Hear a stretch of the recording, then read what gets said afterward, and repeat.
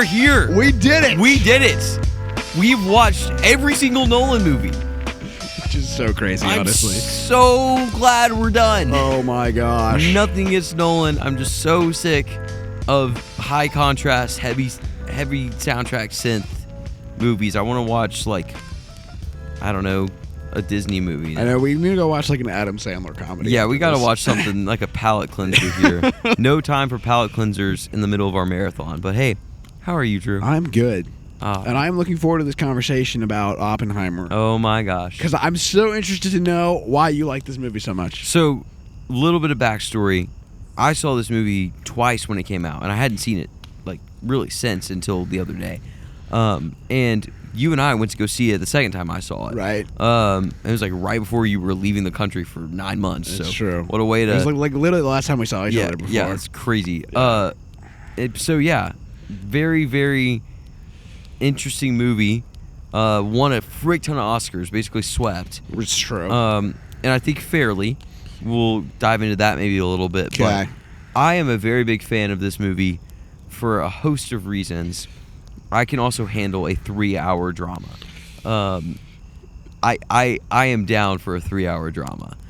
Drew McKinney, maybe not so much. I have a little bit less of an attention span than Grant Crenshaw does. Yeah, so there's a lot here.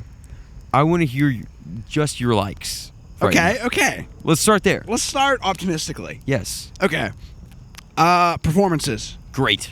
So freaking good. Incredible. Freaking good. I told you yesterday, I'm like, I think I've slept on Emily Blunt as an actress. Oh, yeah. My entire life. Okay. Oh, yeah, Quiet 100%. Place, great. Love Quiet Place. She's great in a lot of stuff. She destroyed her role in this movie. Oh, she kills it. She's so good. Everybody talks about Cillian Murphy. Everybody talks about RDJ very fairly. Both are great.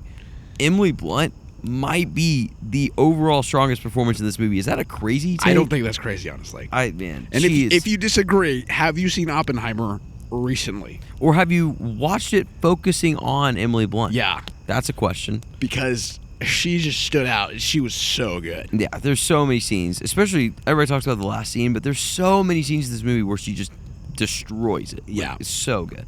I think RDJ obviously won an Oscar, so like he killed it as well. Yeah, he's Alden great. Ehrenreich, also really good. This movie has so many actors in it. Yeah, no one really pulled out all the stops. It's like everybody. Yeah, it's like the Avengers. It literally is like an Avengers cast. Bro, he cast Rami Malek, who won an Oscar for Bohemian Rhapsody and did like Mr. Robot, and is like super well acclaimed. He's just there. Gave him maybe 3 lines, and he has a great role. He crushes He's it. there for like 10 seconds. Yeah. Like, this guy leads movies. Yeah. He was a Bond villain. Yeah. And he's there for like 10 seconds. You know who also stood out to me? Yeah. Benny Safdie. Oh, Benny Safdie's great in this movie. Crazy that he's even in this movie. I know. But great. He was Yeah. great. Yeah, 100%. Florence Pugh's great. I mean, there's a lot of great side characters, but I feel like this movie half the time I'm like, oh, there's Josh Peck. Like, he's in this movie.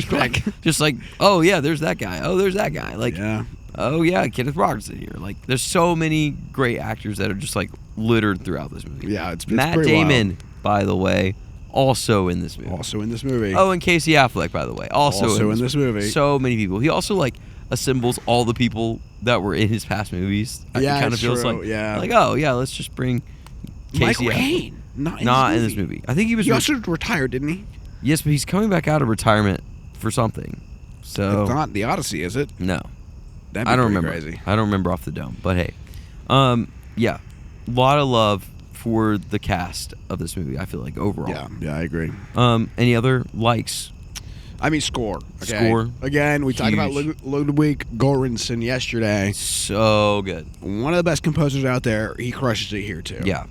I mean, it really evokes, like, the scale of, honestly, the concepts of this movie. And not, like, what this movie is saying, but more, like, the nuclear everything. Like, all of that is so insane. So, yeah. And then I really like the cross-cutting between black and white and color. Well, I mean that we kind of seen that before. Yeah. But I think the cross-cutting between the particle, like all the, I don't even know what you call it, but like the science, all captured in reaction camera, things. By the way. All captured in camera. Crazy, which is wild. Yeah. What are your likes? Well, I mean, basically everything you said. I also think the cinematography in this movie is great. Okay. Like, all shot on IMAX film. Literally developed, like, film, a new type of film, black and white IMAX film. Yeah, that's true. For this movie, by the way. Crazy. Insane. This whole movie was shot on IMAX. Insane to me.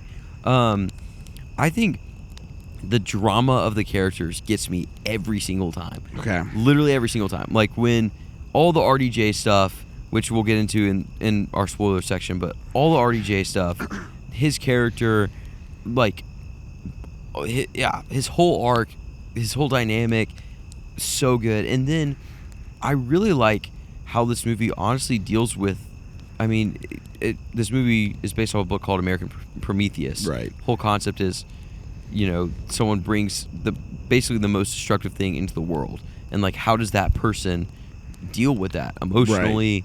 Right. Like how do you even deal with that? And there's so many scenes in this movie that really like capture the stress and magnitude of that whole concept. I think it does such a good job of doing that. Okay. So, yeah. Hit me with your very brief dislikes. I mean, again, I've been critical of 3 long movies in the past, so I think if your movie is above 2 hours and 20 minutes, 2 hours and 15 minutes, there has to be a dang good reason. Schindler's List. Dang good reason. Earns it. That movie is the only one really that I've seen ever that earns 3 hours. 3 hours. Not even Lord of the Rings? Well, okay, that's an exception. Yeah. Catch you back later at the end of October. It's true. And like this movie, and I honestly want it to earn it. Really? I do. You don't think it does? And I went in thinking like I am going to look for all the positives. This movie is so long and still kind of boring. That's fair. You have to take it for what it is. It's a 3-hour-long drama. I know that, but like... No. And I'm saying, like, I need to also understand, like, people are not going to vibe with this movie as much as I will. Right. Yeah. And I don't think it executes as well as it could. And we'll get into spoilers later, but there's a lot of specific problems that I have. Okay. All right, I just want to rip off the spoiler band-aid. Yeah, let's do it. Because I want to fully decide, does it earn its runtime or not? Okay. And we got to talk about stuff. So if you haven't seen Oppenheimer, go block out 3 hours of your day. Go put it on your calendar to go. It's a scheduled event. Yeah. By the way, you have to like put it on your calendar. Yeah. Also, if you want to fully understand the story, you have to be locked in for all 3 of those hours. So. And maybe whip out a history textbook too. Yeah. Maybe do some research, some Wikipedia searches. But yeah, we're getting into spoilers. So buckle in. Tell me your specific gripes with this movie. Okay, and I'm so interested to hear your take on this. I wish they dropped the bomb an hour in. Like which over bomb? Japan. They dropped the bomb, and then we could really play. Okay. With, because my least favorite part of the movie is, I want to know. Like, I'm all about character study, whatever, and I want to know how the moral ambiguity of Oppenheimer's actions affected him. And I don't like, we get the one scene of him in the gym, like giving the presentation to all the Los Alamos workers, and like, we did it. That scene's great. Then my favorite scene in the whole movie. Yeah, it's probably my favorite scene too. So good. It is so good. There's another scene that I want to reference later, but okay. We get that scene of like some serious, he's questioning everything he's done. And to me, it feels like that is it. Yeah. And then we're back to the court case, which I honestly don't care about. Yeah. Like, I don't care that J. Robert Oppenheimer might have been a communist. Yeah. No, I really don't. That's the whole point. Like, the whole point of that, the whole sequence is like, it's dumb. Like, they're trying to get him, it's a whole revenge thing with Levi Strauss, or whatever his name 100%. is.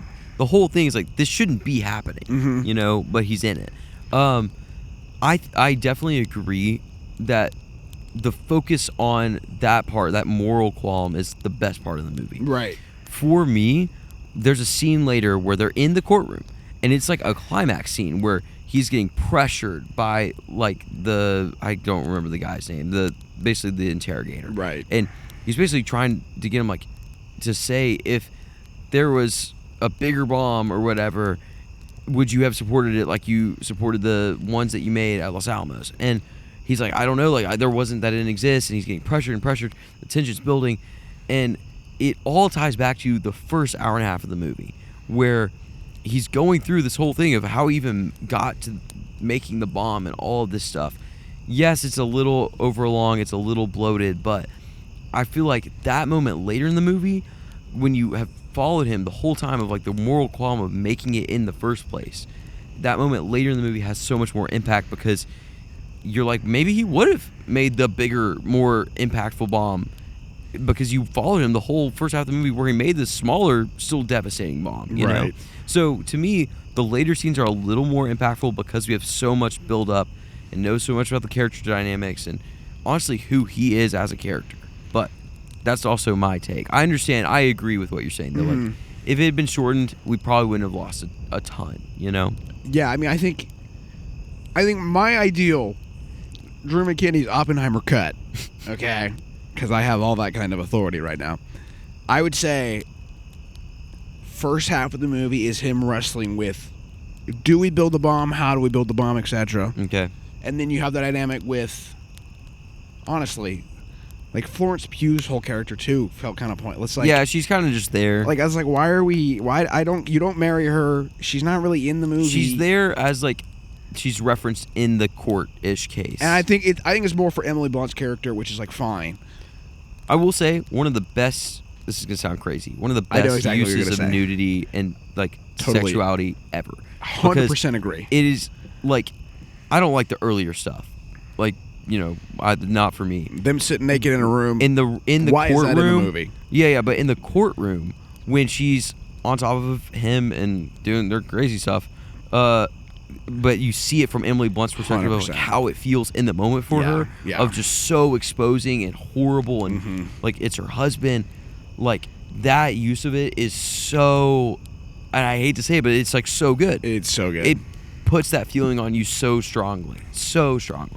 I don't think nudity should be in any movie ever, personally. Yeah. But that moment, that use of it makes so much incredible. Sense. Yeah, it's very impressive of what it accomplishes. Yeah, I agree with you overall that, like, yeah, this could have been tighter. We probably still would have gotten the same effect. And and like another part that I love about this movie is when he brings Albert Einstein his calculations. And he's like, if we do this, it literally could end the world. Yeah. And I just don't feel like they spent enough time on that concept before they hit the button. Yeah, that's true. Like, before they hit the button, they really didn't. They it's briefly mentioned it, everybody's there. like, it's a non-zero, and they're like, we're doing it anyway. Yeah, it's like, I just wish. Yeah. I think my biggest problem is this movie is framed and marketed as like this big moral drama, and I just feel like it's a whole lot of drama and not a lot of philosophy focused on the moral implications of what he's doing. Yeah, and it touches on it at the end. And I think it does touch on it. The end of the movie is like, did I just destroy the world? Right. Like, that's kind of what the movie is getting at. And apparently after it premiered, people sat and talked about this movie for like an extended period of time, just discussing what this movie brings up. I think as like functionally, this movie works great in that regard too, really making you think about this whole concept of are we going to die because of what Oppenheimer did? Right. Who knows, you know? But yeah, I want to shift gears a little bit. Okay. There's an effect in this movie. Right. That is one of my favorite effects, I think, in any Nolan movie. Okay. And it is so simple. And it is this background shifting effect that they do throughout the whole movie. It's just like there's a little bit of rumbling in the sound effects, and you see the background shifting. This effect is awesome. Do you know how they did it? I don't, but I would like to guess. Okay, so hit me with your, like, this is how most studios would do it, you think? Okay, I mean, I don't really know. I think how I would do it if I was making this movie is mask out Oppenheimer, Cillian Murphy, and then mess freaking with the crap in the back. Do effects in the background. Right. That's not how they did it. They did it all in camera? They did it all on camera. So what they did is they took a picture of the background behind Oppenheimer. Okay. They like distorted it in Adobe or whatever software they use. They rear projected it on top of like the wall. So the picture of the wall on top of the wall. And then they had it on a little rig and they would rattle it. And it was all in camera. But how was his face? They just projected it behind Cillian Murphy? Yeah, like behind Cillian Murphy.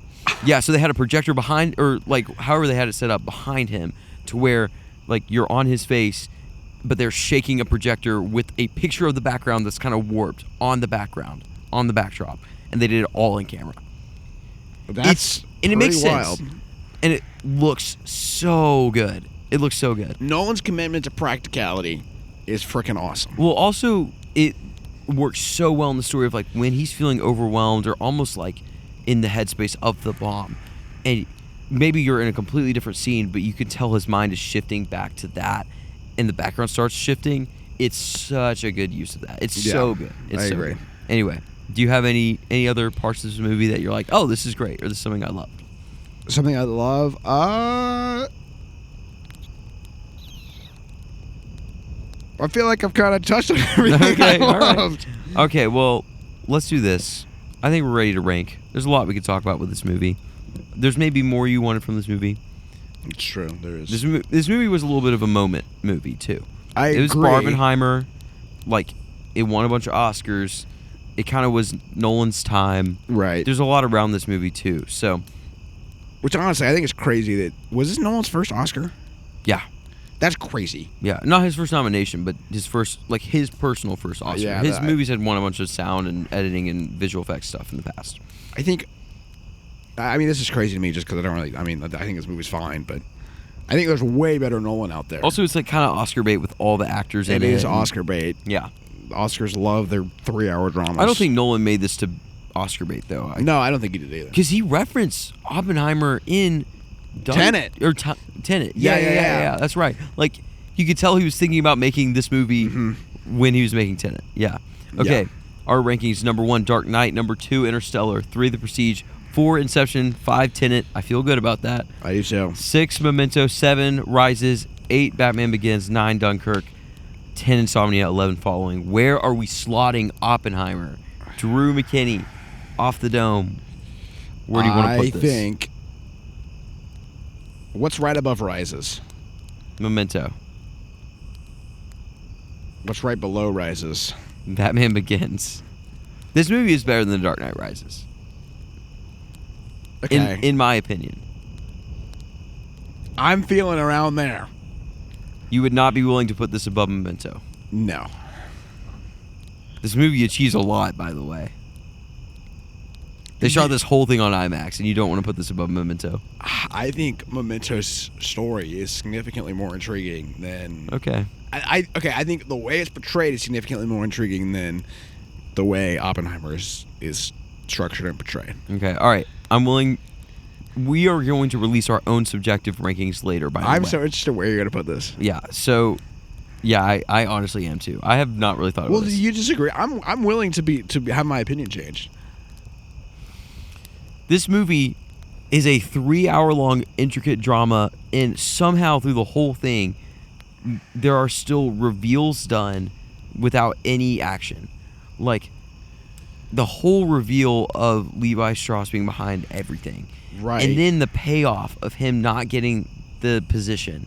And, like, there's so many little payoffs. And then the whole payoff where Emily Blunt, the wife character, I forget her name, Kitty, doesn't shake Benny Safdie's hand. That was pretty good. Like, there's so many moments that are great in this movie.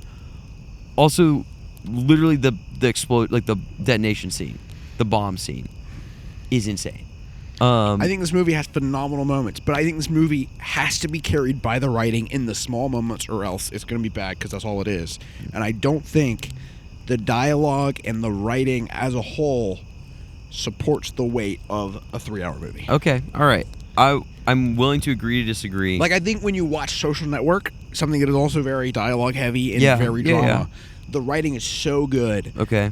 And I think Nolan's great at conceptualizing and world building and all the things. But I think when it comes to the nitty gritty dialogue and dynamics, you think... I think this movie just kind of falls flat because the little moments, it can't hold its own weight. I'm willing to slot this in for our objective rankings, which is so hard for me to say, at number 7 behind Memento, which means that Oppenheimer is behind Tenet, by the way, which is not popular opinion. It's not a popular opinion, but I agree. All right. I'm so interested. I want everyone who's watching this, please let us know what you think about our rankings now that we're finally done. Yeah, please let us know. As for our personal rankings, okay, I think you should buy this on Blu-ray. Now, I know you don't necessarily agree with that. I don't, but I can understand that. Yeah. Like I'm not against that. Do we make a special exception and maybe agree on watch it in theaters if they ever do the IMAX 70mm screening? Like if you can go watch this on a actual IMAX 70mm screening, and there's a few cities that do it. Right. Is that where you would land on, or are you if someone was like, hey, do you want to go see this with me in this specific setting, would you go do it? No. Okay. I am okay with being in the minority here, but I just don't like this movie. I think it's fine. All right, so are you saying streaming? No, I think I don't know if I have the authority in this moment to. I just think that you should buy this on Blu-ray because it's so unique. I think it is unique. It is iconic. This movie will age probably pretty well too, if I had to guess. Maybe. Okay. I'm willing to say Blu-ray. All right. Even though I disagree, but I think objectively, I think that's fair. All right. Blu-ray it is. Okay. Guys, we don't have an episode tomorrow. That's crazy. We don't have an episode tomorrow.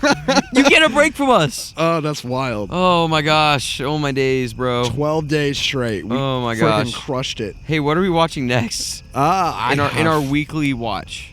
Yeah, we're still going to release episodes, but I think it's Wild Robot, right? Which is very such much a left turn. It is a gear shift from Oppenheimer, but hey, I'm so excited. I've never seen it. Yeah. This is your pick. It is really good. Hey, we have some new movie reviews also coming up. Yeah, we're going to do, should we say now? No, let's wait. Let's wait. We missed a kind of a big one because we missed a very big one. We were in the Nolan craze, but it's coming. So we had other 3-hour movies to watch. Yeah. So, but yeah, we're gonna catch up on some movies that have come out in theaters. So yeah. Any other thoughts? Anything else? There's been a lot of newcomers. Yeah. Recently. Hey, 100 subscribers is on the horizon. It's true. Thank you guys for being here. Yeah, for sure. We would love to continue doing this. When we started this, we kind of thought this probably won't happen after 2 more months. I don't think we thought we would get this far. Do you know what, Drew? This is episode 30. Is it really? This is our 30th episode. That feels so fitting. For the end of a Nolan marathon to be episode 30. Yeah. This is our 30th episode. So, wow. Those of you who have been there since day one, i.e. our families and my Ethan fiance. Johnston. And Ethan Johnston. Yes, Ethan Johnston. Thank you for being here. Yeah. We love you. And thank you if you're a newcomer. Thank you for being here. You can't see us anymore. Nope. Way too dark. Way too dark. Talk too much. But hey, we love you. We do love you. So guys, take a break. And please take a break. Yeah, take a break. Stop watching. Maybe don't enjoy a film. Maybe enjoy a book or some brain rot or something. Just go on a walk. Go on a walk outside. Enjoy nature. That's what you should do. But ultimately, enjoy a film.